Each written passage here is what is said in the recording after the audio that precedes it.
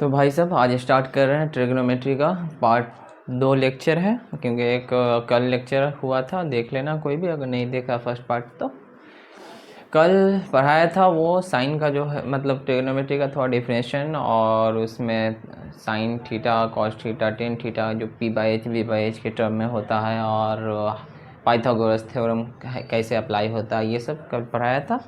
और आज जो है साइन के डिग्री का वैल्यू निकालना सिखा रहा हूँ, और उस पर कुछ क्वेश्चन कराऊंगा, फिर नेक्स्ट देखा जाएगा। तो पहले तो कल जो पढ़ाया था उसमें मैं थोड़ा सा ओवरव्यू दे देता हूँ, क्योंकि साइन जो है ट्रिग्नोमेट्री में पहला आता है ट्राई का मतलब जो होता है वो 3 होता है, ठीक है।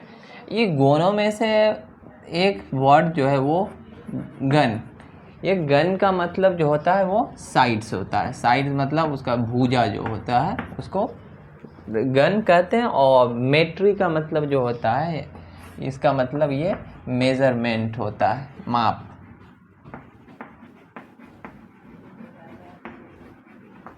मेजरमेंट मतलब माप करते हैं उसका भुजा का कितना लंबाई चौड़ाई ये सब। तो 3 साइड का मेजरमेंट, और 3 साइड हो या 3 एंगल हो, वो किस में होता है? वो सिंपल सी बात है, जब 3 का बात आ रहा है मतलब ट्रायंगल, मतलब त्रिभुज, ठीक है। अब त्रिभुज में या ट्रायंगल में क्या क्या होता है, क्या कौन कौन सा ट्रायंगल होता है, इसे पिछले वाले लेक्चर में बता दिया हूँ। और ये भी बता दिया था कि इस मतलब ट्रिग्नोमेट्री में हमें जो पढ़ना है सिर्फ राइट एंगल ट्रायंगल, मतलब समकोण त्रिभुज के बारे में पढ़ना है, जिसका एक कोण 90 डिग्री होता है, ठीक है। और मैं कुछ और बता देता हूँ कि अगर कोई एक ट्रायंगल है, तो ट्रायंगल के तीनों एंगल का जो सम होता है, मतलब अगर एंगल ए, एंगल बी और प्लस एंगल सी जो होता है, उसके तीनों का सम 180 डिग्री होता है, 180 डिग्री के बराबर होता है। और दूसरी बात कि ट्रायंगल में कोई भी दो भुजा का जो सम है, दो साइड का जो सम है, वो हमेशा तीसरे से बड़ा होगा। मतलब अगर एक साइड ए दूसरा साइड बी है, तो वो हमेशा सी से बड़ा होगा। प्लस में बोल रहा हूँ, इसके स्क्वायर करके ये करने पर वो पाइथागोरस में कभी कभी फिट हो जाएगा, वो बराबर आ जाएगा। लेकिन हमेशा दो भुजा का सम, स्क्वायर का नहीं, सीधे भुजा का सम जो है, उसके साइड का सम तीसरी भुजा से हमेशा बड़ा होगा। मतलब अगर एक 3 है, एक 4 है, तीसरा अगर 5 है, तो स्क्वायर करने पर तो 3 का स्क्वायर प्लस 4 का स्क्वायर 25 आएगा, और 5 का स्क्वायर में 25, तो वो बराबर। लेकिन 3 + 4 क्या होगा? 3 + 4, और एक अगर 5 है तो 25, तो ऐसे आ जाएगा स्क्वायर करने पर 9 + 16 = 5 का स्क्वायर 25। लेकिन सीधे 5 करेंगे तो यह हमेशा ये 4 3 7 5 से हमेशा बड़ा आ रहा है। इसी तरह जो भी हो, लेकिन ट्रायंगल के में दो भुजा का जो वो सम है, हमेशा तीसरे के बड़ा होगा, ठीक है। ये हो गया। और पिछले जो लेक्चर में हुआ था उस पर एक क्वेश्चन करा देता हूँ जल्दी से, और जिससे क्लियर हो जाएगा। इसको नोट कर लेना, ये दो हाँ, क्योंकि हमेशा यूज़ होगा। ये तो मतलब ये एक जानने के लिए है, इसको हमेशा याद रखना कि त्रिभुज के तीनों भुजा का सम जो है 180 डिग्री होता है। मतलब तीनों कोण का सम, तीनों भुजा नहीं, तीनों कोण का सम जो होता है, angle A plus angle B plus angle C बराबर 180 डिग्री, ठीक है। हाँ, एक चीज़ और इसी में दे देता हूँ, क्योंकि यहाँ पर इसका यूज़ होगा, क्योंकि कभी कभी सीबीएसई हो या फिर स्टेट बोर्ड, लाइक मैं बिहार बोर्ड से पढ़ा हूँ, तो उसमें क्वेश्चन पहली दफ़ा पूछ लिया था 10th में। इतना लोग नहीं जानते, और ना एनसीईआरटी में दिया हुआ कि पाई बराबर 180 डिग्री होता है, ठीक है। पाई का ये पाई जो है रेडियन में होता है। हम तो कभी कभी आप यही पढ़ेंगे, पाई बराबर 22/7 भी मेंसुरेशन पढ़ेंगे। इसी का वैल्यू 3.14 भी लेके ही करेंगे। इसी को डिवाइड करेंगे तो 2 डिजिट इतना आएगा, और भी आगे आएगा, लेकिन 2 डिजिट इतना आता है। तो कहीं पे कहेगा ये वैल्यू ले लेना, कहीं पे ये। लेकिन अगर पाई रेडियन में हो, उसको डिग्री में कन्वर्ट करना है, तब पाई बराबर 180 डिग्री होता है। इसलिए आप जो पढ़िएगा साइन 60 डिग्री, तो आपको साइन 60 डिग्री की जगह जो है सिंपल आपको ये भी दे देगा कि साइन π/3। 11th में जाने के बाद तो ये तो पूरा फैमिलियर है, इससे इंसान सब जानता है, ये जो भी स्टूडेंट, क्योंकि ये यहाँ से स्टार्ट ही करना। लेकिन 10th में ये बात बहुत लोग नहीं जानते हैं, बहुत लोग, और इसलिए दिक्कत हो जाता है। कभी क्वेश्चन घुमा के दे दे तो सोचते हैं कि ये कहाँ से पूछ लिया, तो इसलिए पाई बराबर 180 डिग्री हमेशा याद रखिएगा कि अगर कभी 60 डिग्री का वैल्यू पूछ ले तो 60 डिग्री पाई 180 डिग्री, 60 मतलब इसका बट्टा 3 करेंगे, मतलब इसका भी बट्टा 3 कर देंगे। अगर इसी का 45 डिग्री का वैल्यू 45 पूछ दे तो पाई बाय 4 होता है, मतलब 180 डिग्री को 4 भाग में डिवाइड करेंगे, 45 मतलब pi by 4, sine pi by 4, जैसे कॉस पाई बाय 4 कुछ निकालना है तो मैं ये टेबल बता रहा हूँ अभी थोड़ा देर में कि इसमें कैसे वैल्यू कहाँ से होगा। लिख दिया हूँ क्योंकि टाइम ज़्यादा कंज्यूम होता है, एक करके लिखता है इसलिए पहले ही लिख दिया हूँ, ठीक है। तो इसको मिटाता हूँ और एक क्वेश्चन पहले कराता हूँ, उसके बाद इस पर आऊँगा। इसको आप लिख लेना वीडियो देखकर पीछे से।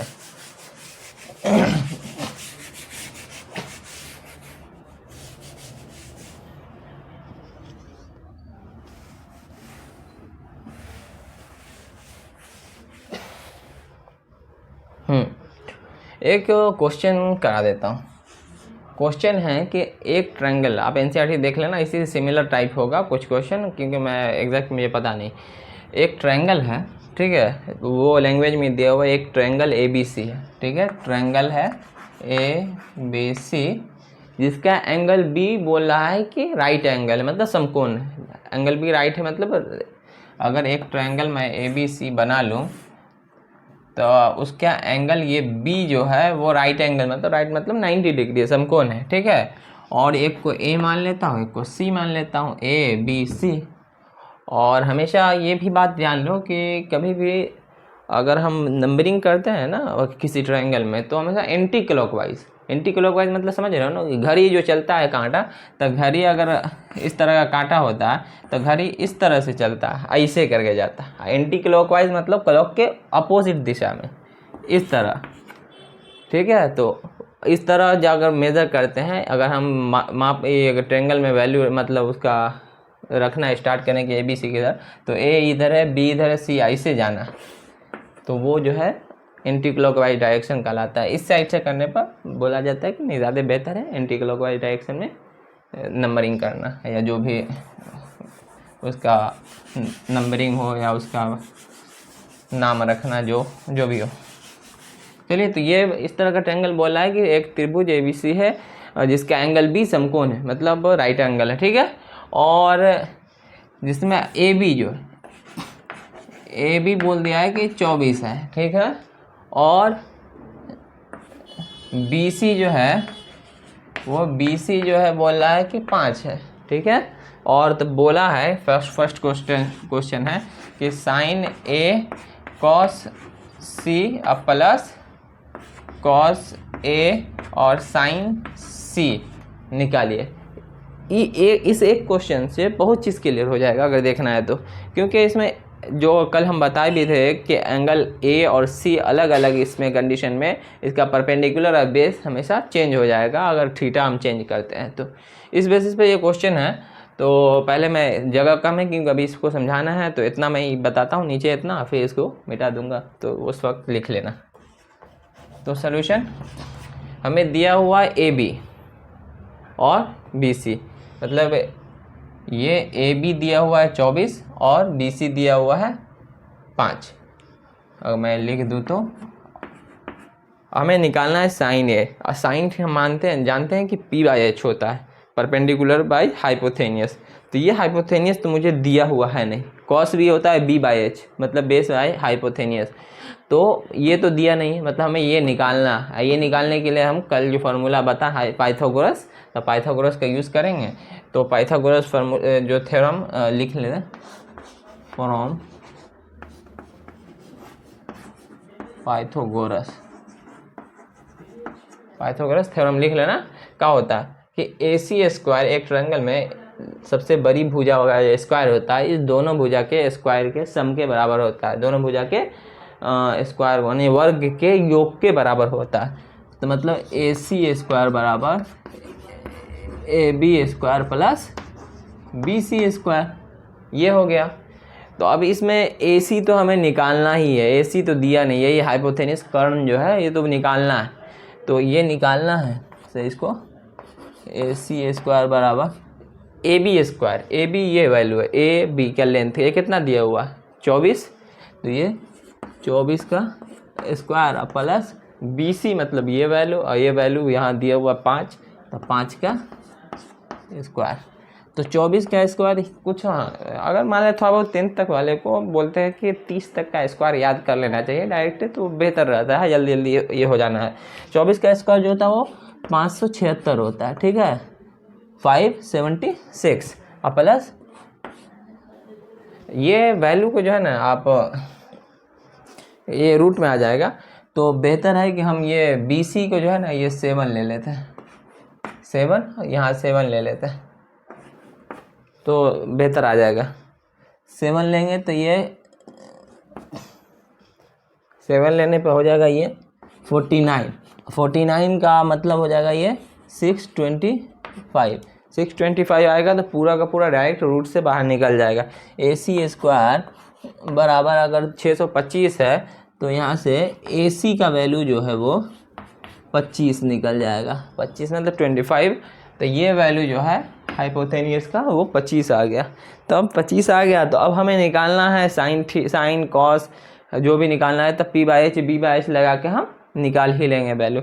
तो यहाँ तक आप लिख लीजिए, मैं इसको क्लियर कर दे रहा हूँ क्योंकि ये अभी जगह कम है, स्पेस कम है, इसी को फिर मिटा के फिर इतना लिख देता हूँ। तो यहाँ से मिटा देता हूँ और फिर एंगल के लिए परपेंडिकुलर इसके सामने वाला पोर्शन होगा, मतलब BC साइन A के लिए BC जो है इसका परपेंडिकुलर हाइपोथेनियस तो यही है। और साइन अगर यहाँ पर फिर साइन C के लिए बात करूँ तो C के लिए ये थीटा है, तो ये एंगल के लिए परपेंडिकुलर ये वाला पोर्शन होगा। तो पहला साइन A, तो साइन A मतलब साइन थीटा क्या होता है P/H, कल लिखा दिया हूँ तो उसमें देख लेना पिछले लेक्चर में। तो साइन A P/H, P ये वाला है 7 और H है 25, तो 7/25 और दोनों के बीच में क्या है मल्टीप्लिकेशन cos C कौन सा है ये वाला एंगल, ये है C, तो cos थीटा क्या होता है B/H, तो इस एंगल के लिए B कौन है जिससे जुड़ा रहता है वही होता है बेस, तो ये हो गया B इसके लिए, H तो यही है, तो cos थीटा B/H मतलब ये भी 7/25 हो जाएगा। फिर बीच में क्या है प्लस है, अब क्या है cos A, अब एंगल A के लिए cos के लिए बात हो रहा था, अब ये A के लिए जो बेस होगा ये वाला इससे जो जुड़ा रहता है वही बेस हो जाता है जिस थीटा से, तो इसके लिए बेस ये वाला पोर्शन, तो बेस कितना है 24 है, 24 है और बट्टा cos थीटा B/H होता है 24 बट्टा कितना हो गया 25 और इंटू साइन C मतलब ये वाला पोर्शन, और इस थीटा के लिए परपेंडिकुलर कौन है इसके सामने वाला, इसके लिए ये वाला था बेस ये परपेंडिकुलर, और इस थीटा के लिए इसके सामने वाला जो होता है वो परपेंडिकुलर हो जाता, तो इसके लिए कौन है ये 24 और बट्टा 25 और मल्टीप्लिकेशन कर देते हैं तो ये कितना हो गया 7 7 49 और नीचे 625 हो जाएगा, मतलब 49 बट्टा 625 और प्लस 24 से ही है 576, जो पीछे दफा पीछे भी स्क्वायर किए थे तो वही चीज़ है 576 और बट्टा 625, दोनों का एलसीएम जो आएगा ये बराबर होते जाएगा, दोनों का एलसीएम जो आएगा वो 625 आएगा, तो ये 49 और प्लस 576 पीछे ऐड किए थे, ये इसका वैल्यू 625 और बट्टा 625 तो कट के 1, तो पूरा इतना बड़ा क्वेश्चन है, आंसर सिर्फ छोटा सा। तो ये देख इसमें ये क्लियर हुआ इस क्वेश्चन से कि एंगल A हो और C हो तो दोनों डिफरेंट केस में इस तरह का क्वेश्चन पूछा जाता है, इंसान कंफ्यूज हो जाता है, डायरेक्ट साइन थीटा P/H याद करके जाता है और एंगल देखता नहीं है, हमेशा सोचता है कि परपेंडिकुलर यही होगा, लेकिन सिर्फ एंगल ना दिया हो थीटा यहाँ पर दिया हो तो परपेंडिकुलर ये हम मान लेते हैं, लेकिन जैसे A और C चेंज हुआ अलग अलग कंडीशन में तो परपेंडिकुलर कभी ये हुआ कभी ये हुआ, तो हमेशा एंगल देख के ही चलना है कि हमें कौन सा एंगल परपेंडिकुलर लेना है और कौन सा बेस लेना है। हाइपोथेनियस तो यही रहेगा हर केस में क्योंकि ये सबसे बड़ा साइड है, ये तो चेंज होने वाला नहीं है, ठीक है। तो ये क्वेश्चन है एनसीईआरटी का ही क्वेश्चन है शायद, थोड़ा बहुत अगर इसमें कुछ डिफरेंस होगा तो देख लेना, 8.1 में कोई क्वेश्चन होगा इस तरह का, अच्छा क्वेश्चन है। कभी क्योंकि डायरेक्ट सिर्फ साइन ए कॉस सी ए ये सब पूछना है इसमें, या साइन थीटा करके भी इस तरह क्वेश्चन पूछ लेगा, sine 60 degree cos 30 degree plus cos 30 degree into sine 60 degree, इस तरह भी क्वेश्चन पूछ सकता है। तो आप इसको बना लीजिए और उसके बाद मैं इसको बता रहा हूँ, ठीक है, इसको लिख लीजिएगा, ठीक है, मैं मिटा रहा हूँ।